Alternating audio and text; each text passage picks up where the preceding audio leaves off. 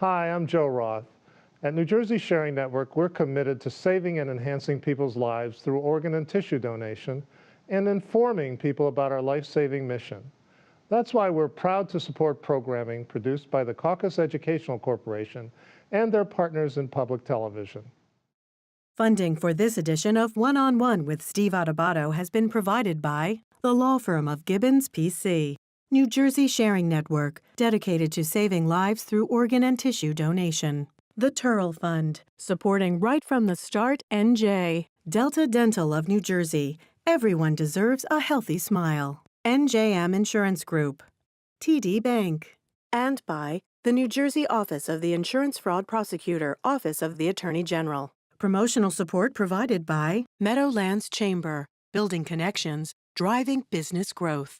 And by NJ Biz, all business, all New Jersey. This is One-on-One. I'm an equal American just like you are. The jobs of tomorrow are not the jobs of yesterday. Look at this. You got this? Here it is, man. Look at it. Life without dance is boring. I don't care how good you are or how good you think you are, there is always something to learn. Do you enjoy talking politics? No. People call me because they feel nobody's paying attention. Our culture, I don't think, has ever been tested the way it's being tested right now. Such a good question. High five.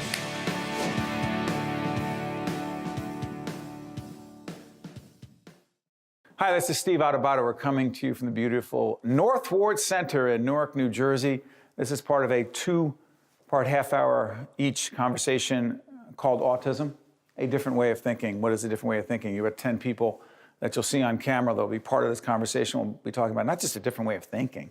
How about a different way of dealing with helping those, diagnosing, treating those who are dealing with autism on the spectrum and their families. So I'm going to jump right into this, and I said this right before we got into this formal discussion on public broadcasting and FiOS and every other place, that we would not be here if my sister Michele, who is not just the head of the North Ward Center, but also created the Center for Autism a few blocks away. Right. Your professional life, your personal life in many ways dedicated to the field of autism. When we say a different way of thinking, what does that mean to you? Yeah, you stole our tagline. Too late, we have it now. But what does it mean, a different way of thinking? When we look at autism, and everyone has really strong views. Everyone has differences in terms of how to deal with autism. And so when we looked at a different way of thinking, I started as a teacher, a special ed teacher in Newark. I don't even know, because it's been a while, about 25 years ago. I don't even know if they used the term. It has changed along the years. Became a social worker and a principal for a school for children with autism. And I learned everything about the heart, about how children can continually develop if given the right tools.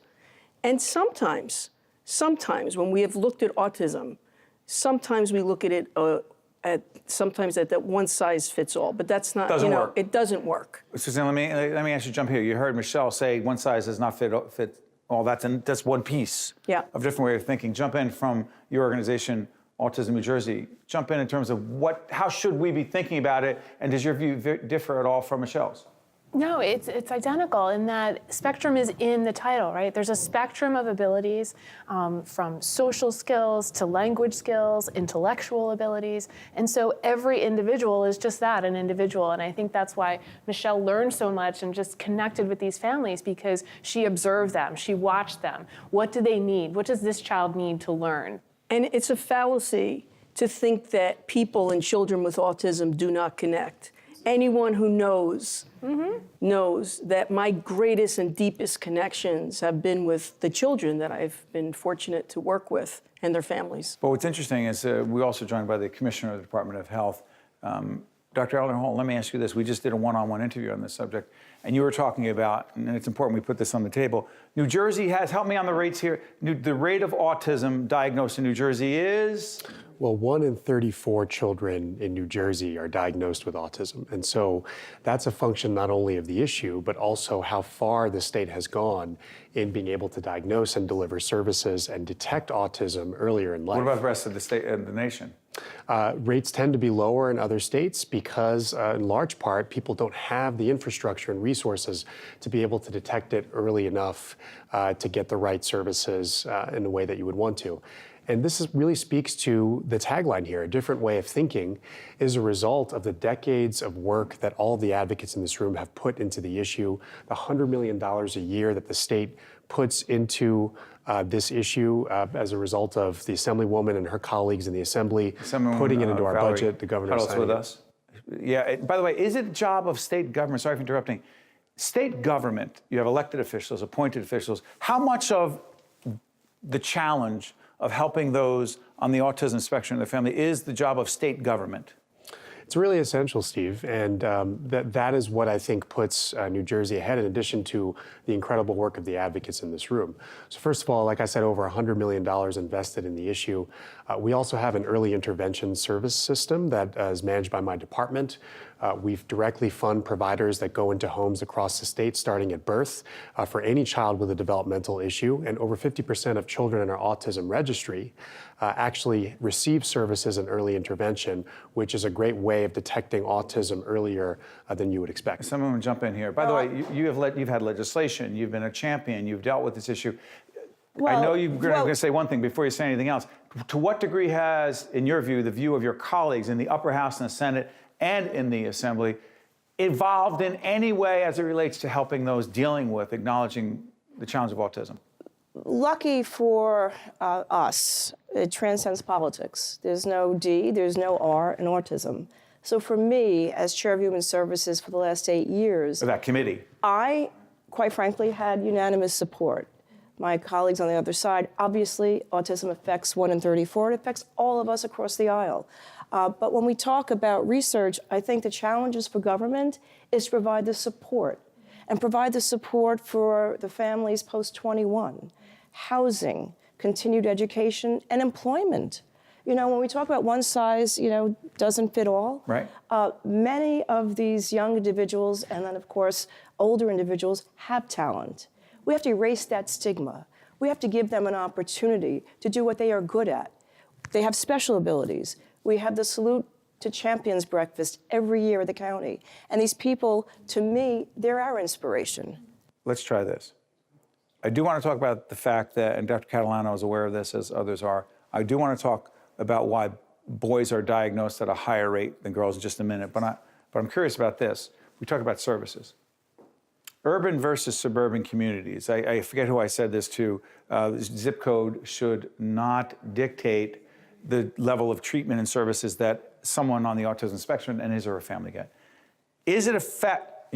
Nadine, you want to jump in right away? I want to just piggyback off of what you were talking. Make it clear why you care so much and so deeply about this. Well, I am a mother. I live it every single day, and I've lived it for the last 14 and a half years. And it has literally changed my life. It sent me in a direction that I never thought I would be in. But it has enhanced the quality of my life and my son. And he may not be the child that I thought I was going to raise, but he's the child that God's given me. And through this little boy, hundreds, if not thousands of children in and around urban inner cities now have access to programs, services, resources that they never had before. But the one thing I can tell you, when Nassan was diagnosed almost 12 and a half years ago, there were no services in urban inner cities for him. You know, there were no insurance companies paying for ABA services. I want to thank you for passing the legislation. So, because the day that I found that out was the day I was on the phone with my insurance company saying I need, because ABA services was very expensive because the need was so high and it was so limited. What does that mean, ABA? Applied behavior analysis. It's a technique that helps children with their behaviors. But a lot of families, especially in urban inner cities, couldn't afford the quality of these services. So where'd you go? Where'd you get help? I cried a lot, and then I got up and I started to do more in the community and try to help and advocate for these families.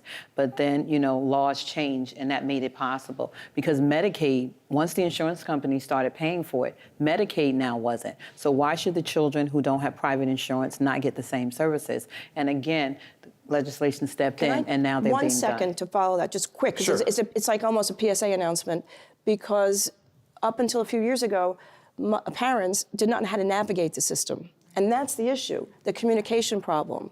And so just last year, we appointed an ombudsman to, an advocate, if you will? Within the department, out of the Department of Human Services. And it's a direct hotline because people would call legislators. And I then, of course, would help the families. Now we have an ombudsman that could help navigate, whether it's Medicaid, services, and funding. Just wanted to say that. I'm going to try to get one of the challenges when you do a forum like this, you have so many talented, smart, thoughtful people. You try to get folks in, but there's so much to say. So I'd like to jump in. Can we stay on the urban-suburban thing? Sure. Yes, we can. Because I want to understand, to what degree, other than legislation, which is critical, changing laws, to what degree have we significantly improved as it relates to diagnosis, the diagnosing, if you will, of those with autism and services? Quick, and I'll come back. Yes. Well, we have to think about schools. I mean, we're talking about where children can get services, and we know all our children go to school. And so one of the things the state really is putting an emphasis on is early childhood care through the Grow New Jersey Kids that comes through the Department of Human Services.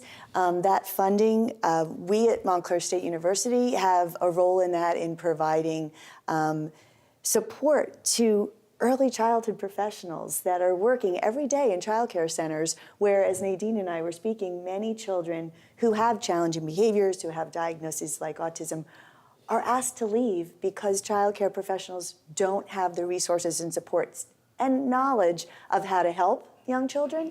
And then when we think about our schools, how do we support our teachers in urban and suburban settings to really be prepared to work? Are we doing that effectively enough? Well, Montclair State is working very hard. I know, we don't want to turn this into a commercial for Montclair State, but do you believe you are? Very hard on duly certifying teachers. Is that the norm? Doctor, is that the norm? No, and as you and I spoke before, the norm, and unfortunately, while New Jersey has the highest proportion of individuals diagnosed with autism, we are very low in our numbers in terms of the numbers of children with special needs that we include in New Jersey. Well, then let's have that part of the discussion. I just have to go back to the urban part. The fact is that children in our urban areas are diagnosed later than children in other areas. And the impact, Michele? It's a huge impact. This is a diagnosis that when you get it, we call it what we call hit early, hit often. And those years, those developmental years, are the most important years for our children with autism. And it's factual that our kids aren't being diagnosed, if they're diagnosed at all, until they're 7 or 8 years old. And where's the progress that has been made in that regard? Help us on this. What progress have we really made in that regard? Doctor?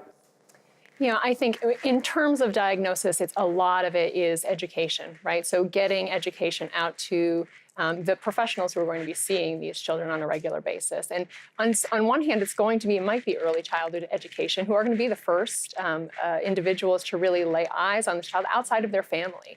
In some cases, it might be medical professionals. In both cases, we see a lot of challenges just in terms of getting that information out to them about accurate, identifying those early signs and symptoms. Just getting information out? Yes, yeah. Really difficult. It is, and especially in the communities that we're talking about, right? So if we're talking about some of these more urban areas, getting those, those signs, getting that information out to them can be a big challenge. Mark, jump in here, because we interviewed a couple years ago. I believe down in Atlantic City, you were the teacher of the year. What year? 2015. So you admit that. So again, you also have a special connection to this discussion because we're talking about teachers in a classroom, identifying, go ahead. I mean, that's what I did. I worked with children with autism for over 15 years. I'm director of special services in Hoboken now. When I went there, they had one class of students, 10 kids in that class. They needed improvement.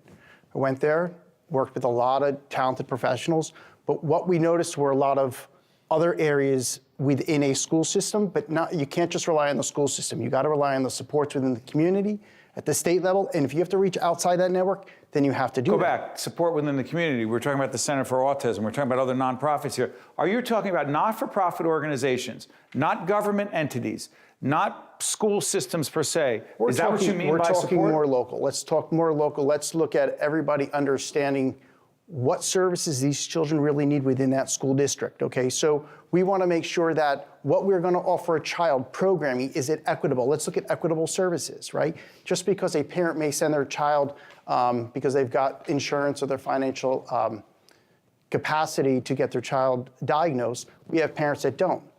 And what we do now is we advocate for them. We need to push that. We make appointments for parents. If they can't afford it, we will, as a district, move forward. being the Hoboken as the public school district, and it's got to start somewhere. It's got to start expanding. Do we see that in public school systems? That's yes, rare. That's again. It's rare. We're not trying to be critical, but that's the exception, not the rule. Jump in, and I'll come back. Go ahead. So what I was going to say, and I think it just echoes what has been said already, is early intervention is critical. And even before you get to the classroom, I think there needs to be knowledge about what are parents to even look for. What is out there? If you don't even know. Let's be practical. Sorry for interrupting. There are parents watching right now, and if I'm wrong, I know I'll be told by the experts here. There are parents watching right now who are saying, I wonder, I'm seeing, I don't know what I'm seeing. I don't really understand it.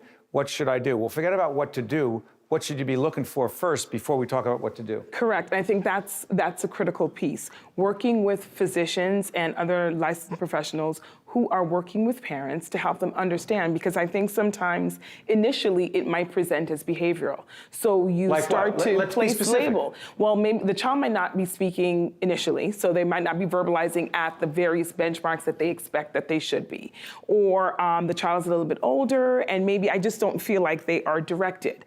And so providing parents with tangible information about how to start to look for signs, speaking with their healthcare professionals, and talking about how can we identify what it is. It might not be autism, but if you're not looking for certain cues, you can't help your child. Anything else for parents? Advice, doctor, jump in. I could not emphasize what you're saying more as a physician. Nothing prompts me when I see patients more than when a patient themselves or a family member or a parent points out a concern. That takes me into a direction, and it takes every physician, including pediatricians, in that direction. Again, which is why organizations like Nadine's, Nassan's Place, and others that talk about developmental milestones, even as early as the first year of life, whether a child smiles to mom. And when you expect them to.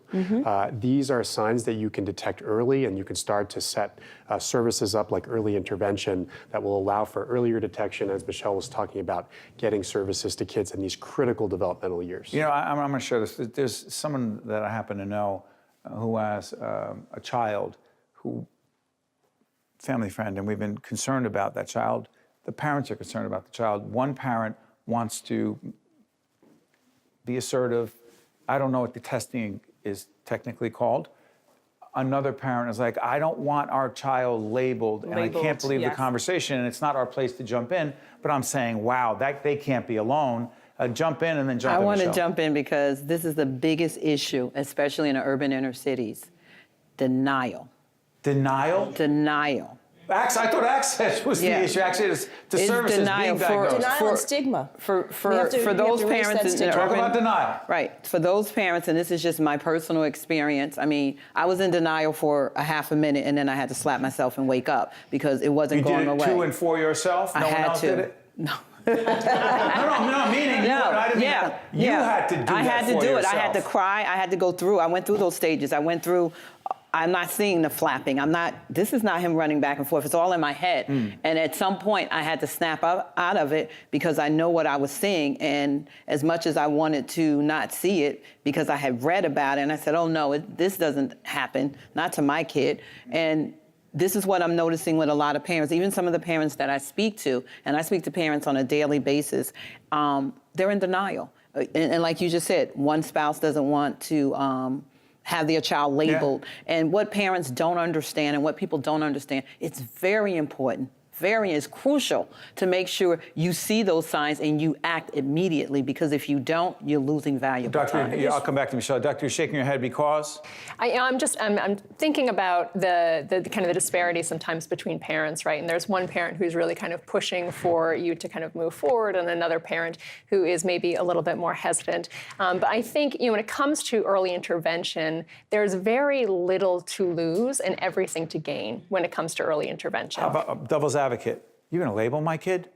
You know, I think especially at that early age, there is not necessarily a risk of kind of having a label that's going to follow your child throughout their entire life, but it will help you get access to the services that your child potentially, and there might not be anything going on beyond just a language delay. But if you don't do that, then if you don't go and get the intervention services, then there's the risk that that delay will continue, right? But those intervention services can be so crucial. I see a bunch of hands. Michele, quick, and I'll come back to you, Corinne. Again, within the urban context, many of our parents, and Nadine and I go way back, because Nadine's son was a student of mine at Regional Day School. And in Newark, New Jersey? In Newark, New Jersey, when I was a principal teacher, and we're family.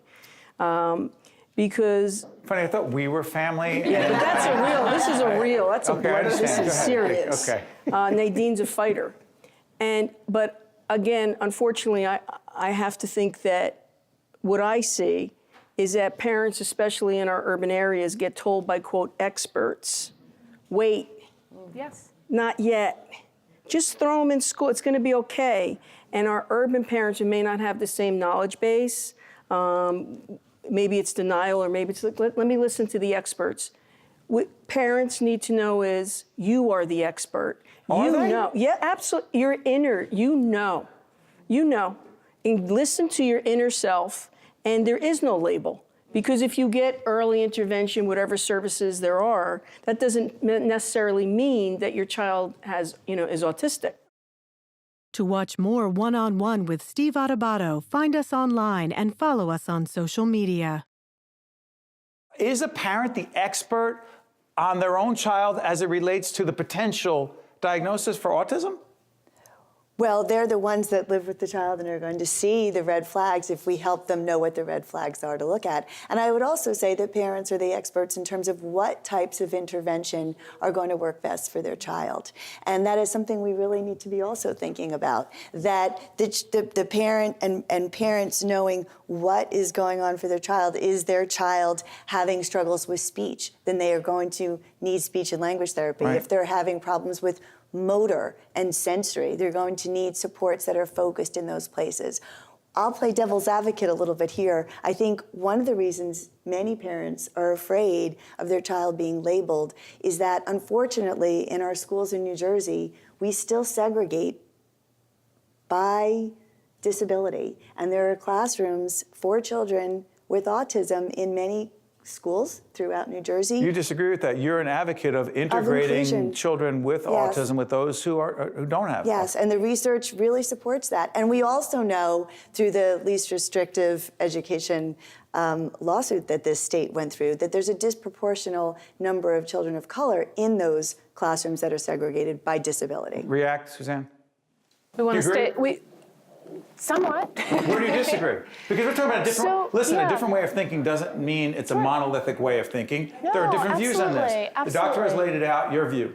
So every child has his or her individual needs, right? And the educational law says that we have to make sure that the child is deriving educational benefit, meaning that they're making progress towards academic goals, social goals, et cetera. Right. And there are some settings that are better for that than others, right? We can treat a child with a cold or diabetes, let's say, in the pediatrician's office. A child with cancer may need to go to a specialist, clearly needs to go to a specialist, at times needs to spend time in a hospital, right?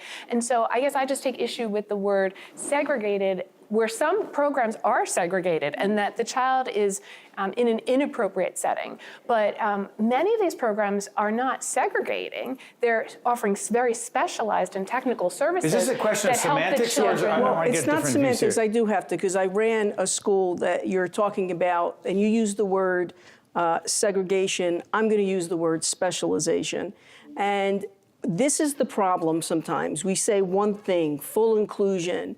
What we did, what was called purposeful inclusion, which Nadine's son participated in, it's about what the child needs. Why are we so afraid to say that a child with autism needs maybe a specialized education, specialized lighting, different rooms, different sounds? It does matter. But what about if they're separated from other children you know that what? don't Guess have what? autism? You know what a different way of thinking is? That we're different.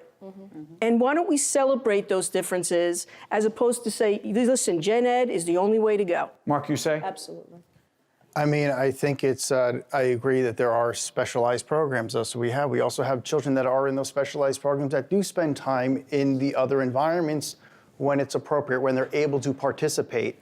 If it's for socialization, it's about creating opportunities that are relevant to that child. Are we being that specialized in the way we're making decisions for each? Are we doing it enough? We're not where following. each child is where he or she has the best opportunity to flourish. I want to get some other views. Yes and yes, go. Yeah, I think on just kind of that surface, it's more complex than that.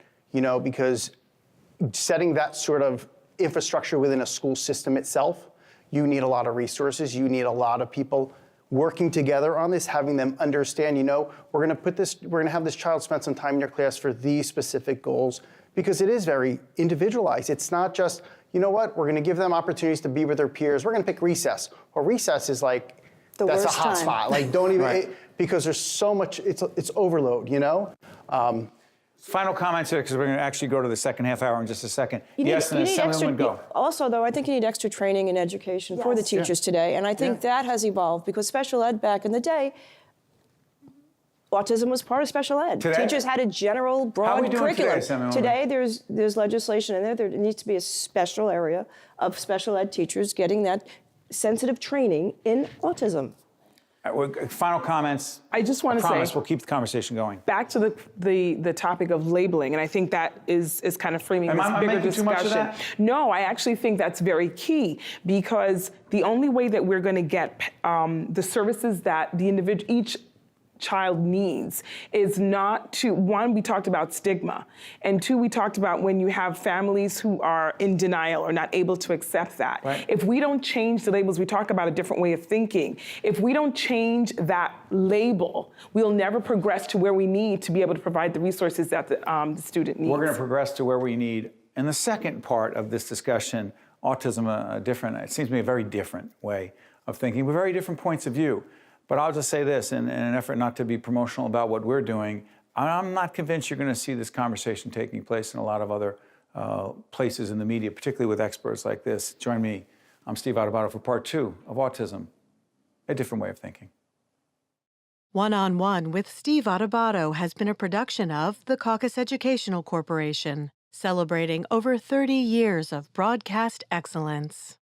Funding for this edition of One-on-One with Steve Adubato has been provided by the law firm of Gibbons, P.C., New Jersey Sharing Network, the Turl Fund, supporting Right from the Start, NJ, Delta Dental of New Jersey, NJM Insurance Group, TD Bank, and by the New Jersey Office of the Insurance Fraud Prosecutor, Office of the Attorney General. Transportation provided by Airbrook Limousine, serving the metropolitan New York, New Jersey area.